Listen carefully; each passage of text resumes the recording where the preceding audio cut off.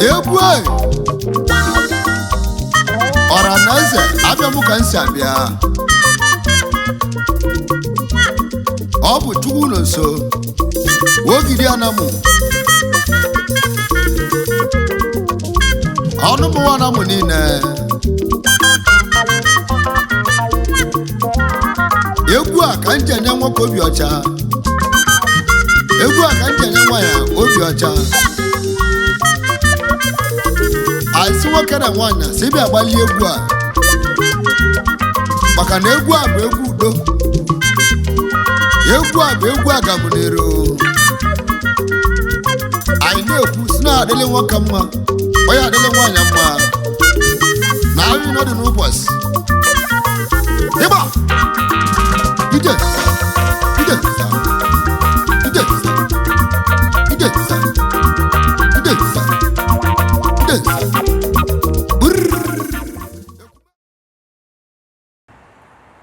Good morning, viewers all over the world. Ebe ọ bụla ị nọ,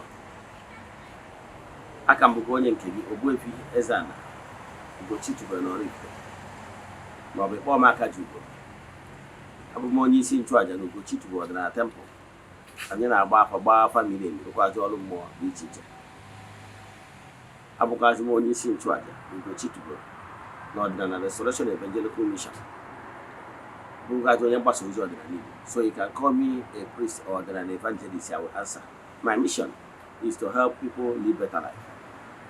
No, but you no ga one case you so quite you be. Everything is not spiritual. Have common sense. Everything is not spiritual. Have common sense. On your guide. But before we dive into today's lecture, important announcement. Remember, we are still in the month of April. Our group ritual for the month is still open. And you can see join us anywhere you are all over the globe. But it gets close, remember. Make sure to go and go for Chuajan. This in the Nesoya. I can make it to the last day of the month. Before the last of the day of the month, 4 days before the end of the month, I know 4 days program. You will be all over the world. And then one day I get physical, so you like 4 days program. I see past the last days. I did a Mesaraka. Then I spoke a letter. That's what I'm going to stop hours. Then I've been trying to do Mesaraka. I got to put here. Then the born quasi petitions. We have massive testimonies, but as you all know, we don't share testimonies on social media. But I can tell you, we care in Ajana actually. One day to a party, I carry it all. I want to show you in a yabaja. You will come a una. He gave me away forward or 3 prayer requests. I gave them an altar, naturally, and I go for you to do for Sagat. Then, forward email token donation to the account number. Chat them the WhatsApp. I want other details I need for you in order to book you. Yes. Then, WhatsApp number is 0805 7837 or 0813. 8243-871. Now I'm on screen. You got your number. Now I want to go again, but I'm happy also for you. Spirituality is very important and undo matter. My name will he was a the case we could have work with their forces. My people are suffering because of lack of vision and knowledge, and of course wisdom. I don't know where you here. Spirituality are good basic things equals in England.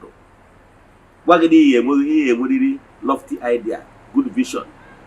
Then be knowledgeable of how things work in creation. On yagi make able on your mother where I'm here. So, no into spirituality does not mean not understanding how things work. Because that you must learn how things work in creation. Then, if out of your own ignorance, he refuses to learn how things work, you blame yourself. Let me give you an example. If any child decided out of her his or lack of knowledge, decide not to learn the language of his parents, I can tell you, matter of fact, that child will be isolated. That child will be great, not making frantic effort to learn the language of his parents. So you are a human being. You are supposed to learn the language of the spirits in order to live a better life in this gross material world. So uche ka m bịara ka m bunye gị taa. Don't be taking some certain things for granted. That is why you are crying. That is why you are suffering. According to Hosea 4:6, my people are suffering because of lack of vision and knowledge. That you are into spirituality doesn't mean that you will be brainless. You must be using common sense. Let me give you an example.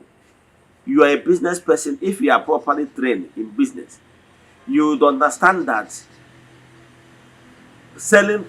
doing business on credit without equivalent backup or security, you are putting your business into high risk. That is why even the bank you operated with over the years, they have all your details, but they cannot give you money if they are not sure that you are capable of paying back. But what are you doing in your own little business? Somebody came to me, chatted me the other day. Eze-Ana, I don't know what to do. I gave somebody 2 million naira. We agreed that he will be giving me so percentage every month. He have paid the first month, second month, he is not paying again. What are we going to do? And I laugh in Chinese. I asked him, before you giving somebody a open sum of 2 million naira, what is the collateral? What is their investigation to be sure that this person has the integrity? We had about money pass integrity test. What have you put in place to be sure that this business the person is going into will be profitable? Then how sure you dey that the person will pay back? Have you asked yourself why is it that your bank will not even give you money if you are not 100% sure that you pay? Why? Then if the bank, yes, that have been knowing you, they have all your details, they will not even give you money just like that, then why must you, a commoner, give somebody money just like that? Yeah, the person will tongue you.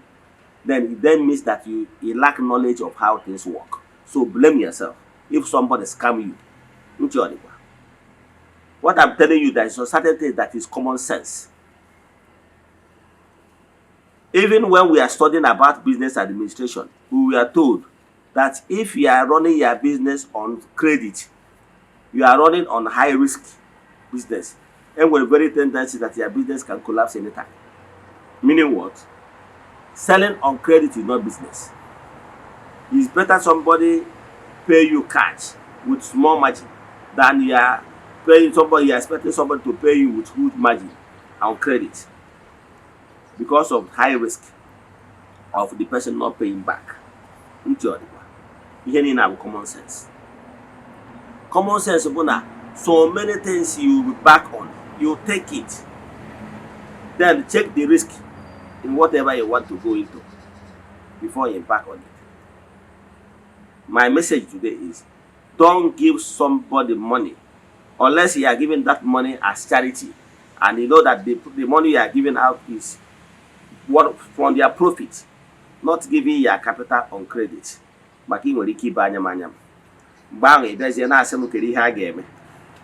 Yes, so na ime ihe kwesịrị ime, ịmara nwere ike suffer kwesịrị suffer. Etu aka ọ dị n'ihe niile a na-eme na mmụọ.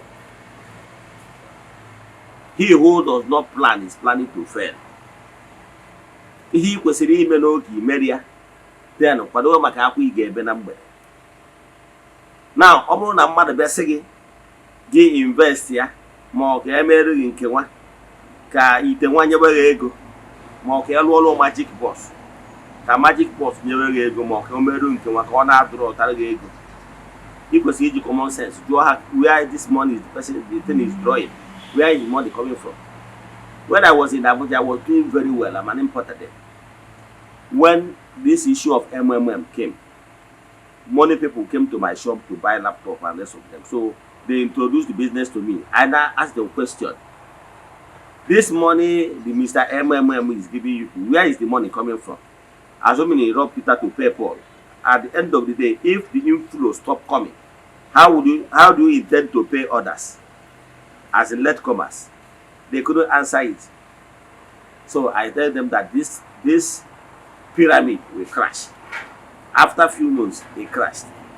So I was never a victim. Before you bring business to me, I have to check the risk, and I'll be able to tell you that. That's why nobody have ever scammed me. What I can tell you is this: before you analyze everything very well, let me tell you, if anybody is telling you that he can do money doubler for you, the person is lying. Money is a legal tender created by human beings for their own making. It doesn't have anything with spiritual.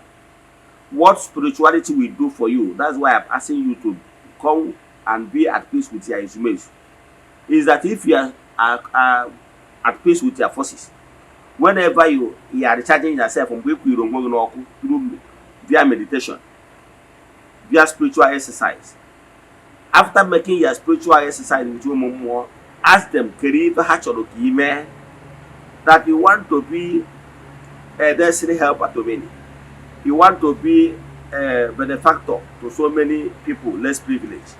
Now tell them, ihe chọrọ iji ego a na mbunye elu anyị chọrọ ha nye gị ihe ị ga-eji eme.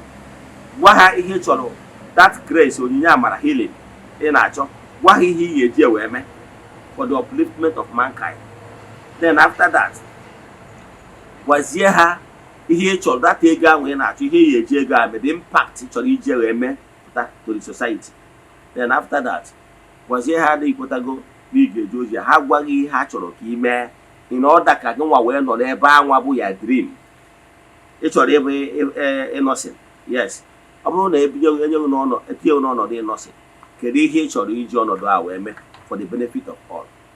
Then ọ bụrụ na ịsacha ụmụ ihe ndị a kwesịrị na ị ga-aza, then ị mara na ihe ọzọ ị kwesịrị imezi na ya bụ na ịzasị gị ihe ọzọ ị kwesịrị ime bụ n'esigo ha na ihe ị ga-eme. Ị gezie ntị ka ha tụnye gị alụ, ka ha nye gị ideas, ka ha gwa gị one or two ị kwesịrị ide eme ka ị wee si n'ike wee abanye n'ike. Ihe mmụọ ga-enye gị bụ idea, the vision, the knowledge. Onye created Android, ọ mmụọ nyere vision and knowledge, o wee create ya. Mark Zuckerberg created Blue App, ọ mmụọ binyere ya uche si ya mee ihe dị etu a, mee ihe dị etu a, etu a ka ọ dị. Etu ọ na-abụ ịnọgide n'etu ofu idea ka adị n'obi, ọ mmụọ nyere ụdị uche. So ihe dị na ya, ihe mmụọ ga-enye gị ibu uche, ihe ị ga na-eme ka ego wee bịa. Ego butega tenda, mmụọ nye gị vision, ihe ị ga-abụ na-eme. Either you are providing services, you are doing work, or you are selling business, you are selling idea. Then all evaluate the idea or your services you are bringing, you are giving. Then give it monetary value. Example, a senior advocate of Nigeria when they go neja Korea kana chembia, go away gagent. Oh, when they go neja Korea benelo yaka, go away gagent. Only when I attach value to your services you are lending. So all why a jack I say, new mechanic. Na-ewe ada ọda akpọ n'ihe gbasara ịrụzi jen na jen ọbụla alụ ụlọ na Anambra na-ebute ya alụ nwunye. Therefore, price gị nwere ike ịgbagota based on name and value ya gịbị. Onye ka ọkwa pak nwere ike ịgbapa value nke ya. Etu a ka ị ga-esi na-enye value for your services.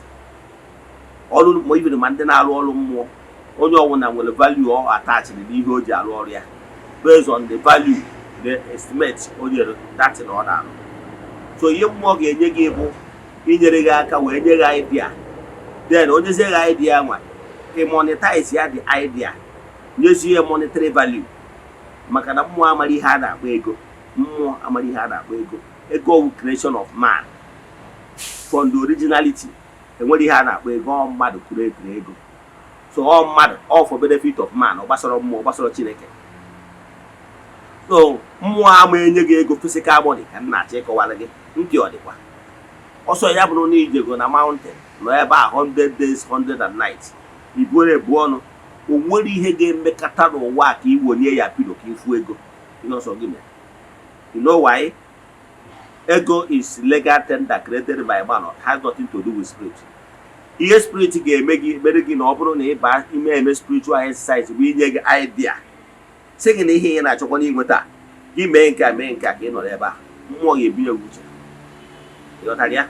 So ikwena ka mmadụ ọbụla sị gị ka ya lụọrụ gị ite nwa ka e mere gị bọọsụ nwa magic bọọsụ nwa ịpụta na ụta esi ya ngozi ka ị ga-apụta ihe ahụ dị more you look the less you see.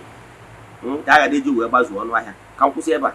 Inwe ajụjụ na nkụzi agba onye chọrọ ka agbara gị afa mmiri chat me on WhatsApp 0805 7837672. I repeat 0805 7837672. Ọ bụrụ na o nwere ajụjụ ọzọ ị nwere chat ya na WhatsApp. Ọ bụrụ na ọ nwee bụrụ onye eji wee chụa emechaa na ọ ya ekwu ome ka ọ dịkwa echi niile n'oge awa nke eziokwu. Udo dịrị onye ọbụla.